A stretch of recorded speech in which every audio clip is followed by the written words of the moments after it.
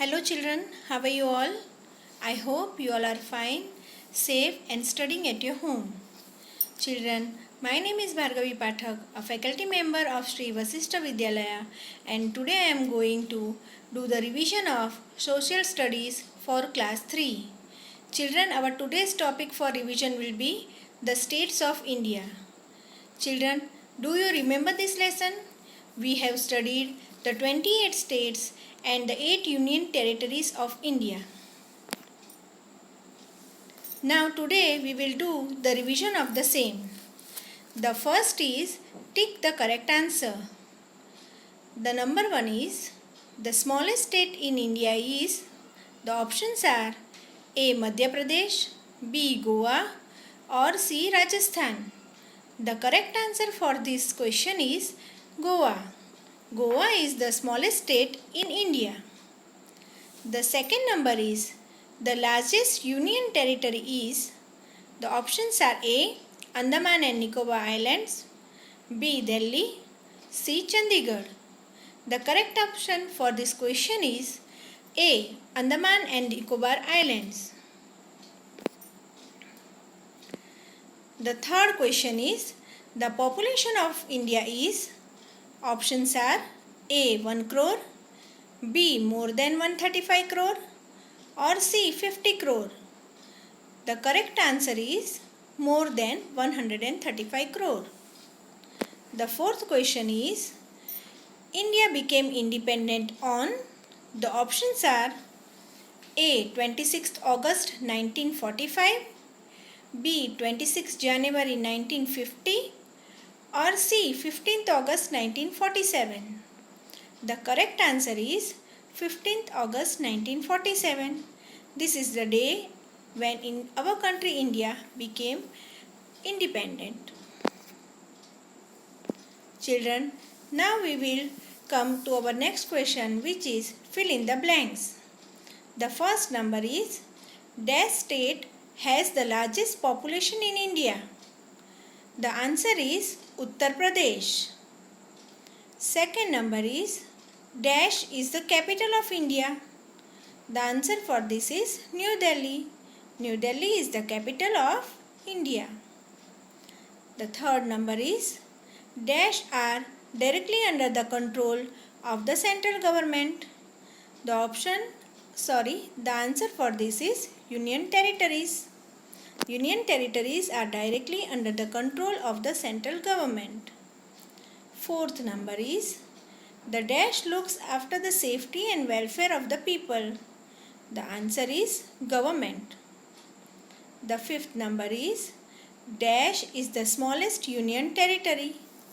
Answer is Lakshadweep. It is the smallest union territory. Moving to our next question, it is write T for true and F for false statements. The first number is the central government looks after the welfare of the whole country. The answer is true. The second number is India has 26 states. The answer is false. India has 28 states. Third number is New Delhi is the capital of India.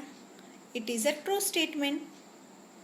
Fourth number is Sikkim is the smallest state. The answer is false. The smallest state of our country is Goa. Coming to the next question, it is answer these questions. Question number 1. How many states and union territories does India have? The answer for this question is there are 28 states and 8 union territories in India. Question number 2 is which is the largest state in India? The answer for this question is Rajasthan is the largest state in India. Now moving to the third question. Question number 3 is what are union territories? The answer is the parts of our country which are directly under the control of central government are called union territories. The parts of our country which are directly under the control of the central government are called union territories. Clear, children? Now, moving to question number 4. When was India declared a republic? Answer is, India was declared a republic on 26 January 1950. Again we will repeat the answer. India was declared a republic on 26 January 1950. Moving to the next question. The next question is, note down in short what you appreciate the most about culture of your state. Means the state in which we live. We live in Gujarat. So we have to tell that what we like the most about our state Gujarat.